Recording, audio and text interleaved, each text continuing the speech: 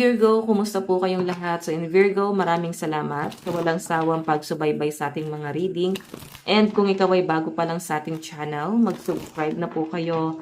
Then i-click mo na rin yung ating notification bell para lagi kang updated sa ating mga bagong upload. Okay, so Virgo, sa mga interesado pala sa ating private reading, nasa description box below, yung link ng Facebook ko, yun i-message na lang ako. Okay?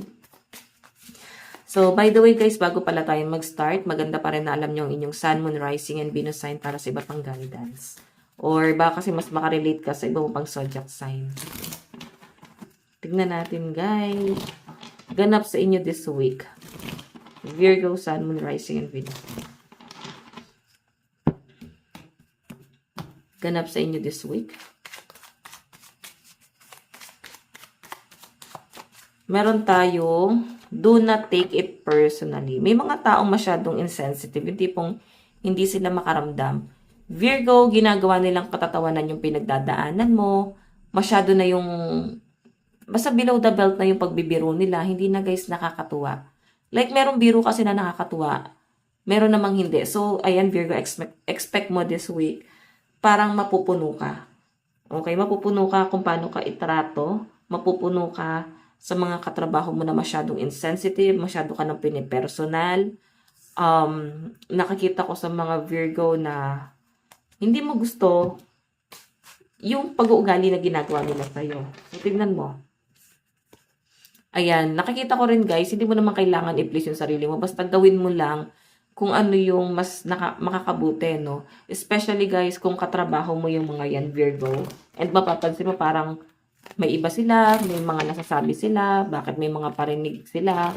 So guys, hindi ka nandiyan sa trabaho para i-please yung sarili mo, no?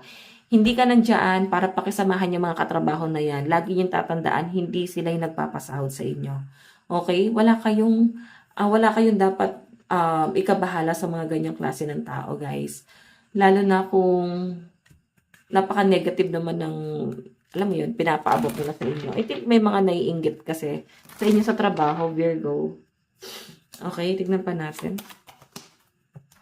Meron tayong let's go out of our comfort zone. So, yun na nga guys. Medyo nagiging mahiyain, sensitive, balance pa rin, or limitado pa rin yung mga galaw mo.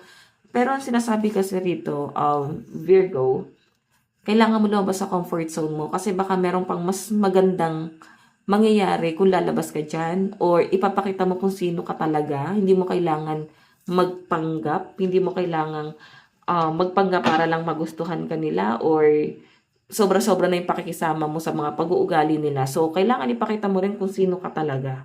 'Di ba? Intindihin mo. Hindi sila yung nagpapasahod sa inyo. And mahirap gumalaw sa isang company na hindi yun yung ugali mo. Parang alam niyo yun, ang hirap. Kasi hindi ka na rin guys magiging masaya sa sobrang pakikisama na ginagawa mo. Okay? Tignan natin.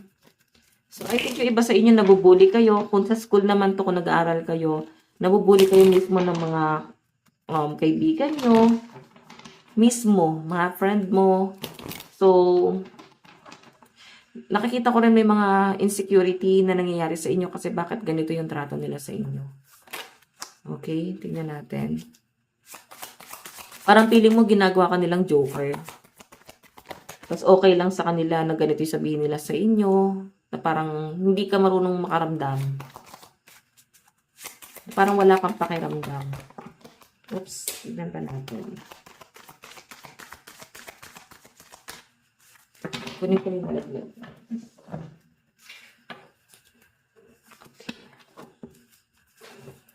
Virgo, Sun, Moon, Rising, Venus sign. Meron tayong back to basics. So, yun na nga guys. Kailangan mo lumabas sa comfort zone mo. And back to basic, back to reality. So, again, ayan, puro healthy foods to, oh. Ano ba yung kailangan mong gawin? Parang kailangan mong i-nurture yung sarili mo. And pumunta ka lang or makisama ka sa mga taong positive. Hindi mo kailangan makisama sa mga taong pilit, no? Pag sinabi kasi guys pilit, sila pinipilit nila maging social, ganun yung ugali nila. I think parang hindi kayo magkakamukha ng pat, no? Hindi kayo magkakamukha ng gusto mangyari. So, pwedeng ito mga social to. Ikaw, weird ka lang. Gusto mo lang simple, like gaming, ganito, go with the flow, ganyan. So, mahirap guys kung hindi kayo guys magkaka-vibes. So, ano yung kailangan mong gawin? Hanapin mo or piliin mo or samahan mo yung mga taong ka-vibes mo talaga. Katulad mo mag-isip, ganyan. Kasi mahirap guys yung ipipilit mo yung sarili mo sa ibang tao. Ikaw yung mahihirapan dyan guys. Meron tayong take care of yourself. So yes, kailangan unahin mo muna yung sarili mo. Ingatan, mahalin, pahalagahan. Kasi pag ikaw yung bumigay at naging mahina rito guys, kawawa ka dito. Kaya kailangan maging matapang ka dito. Virgo. Kailangan matuto kang ipaglaban yung sarili mo. Kasi wala namang gagawa niyan sa inyo guys, no? Isipin mo, pwedeng mga kaibigan mo mismo yung nambubuli sa'yo. So, sino gagawa sa'yo? Sino yung magtatanggol sa'yo? Diba? Meron tayong relieve the pressure. So, parang sasabog ka this week, guys. Promise, may nakakita akong gulo dito kasi napuno ka na. And, I think tamina sila kasi hindi sila sanay ng ganyan ka, Virgo.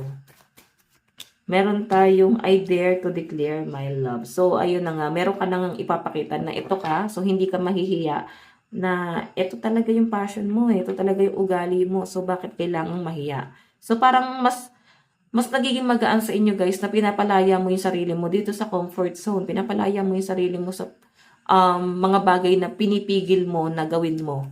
Okay? As long as wala ka naman tinatapakang ibang tao. Hindi mo kailangan guys itago yan. Okay? Meron tayong it's okay to doubt. Ayan. So, yes, normal lang din naman talaga guys na mag-alinlangan, di ba? Pero, kailangan may mga bagay ka pa rin guys i-consider. Okay? Meron tayong sometimes I need help. Ayan. Minsan parang pasuko ka na, no? And kailangan mo rin ng tulong ng ibang tao, ng family mo. Siguro, ngayon wala kang kakampi, hindi mo mahanap. Sino ba talaga yung tumutulong sa inyo or tutulong sa inyo? Okay, so tingnan natin guys, ano naman ang inyong advice, Virgo. Advice para kay Virgo. Meron tayong, okay, valiant courage, take action with passion. So ito na nga guys, kailangan meron kang gawin. Pero yung bagay na ipo-pursue mo, kailangan passionate ka dun sa bagay na yun. Ang hirap guys na talagang ipinipilit mo yung sarili mo. Di ba tugma-tugma yung sinabi ng card. So ito, kailangan yung mga hakbang na gagawin mo is gusto mo. Huwag yung parang ipipilit mo yung sarili mo sa bagay na hindi mo gusto. Okay? Kasi ikaw yung magsasuffer, ikaw yung parang mag-a-adjust para sa iba. So, ayan. Virgo, ito lang po ang inyong weekly reading. Again, maraming salamat. God bless and love you all. Bye-bye.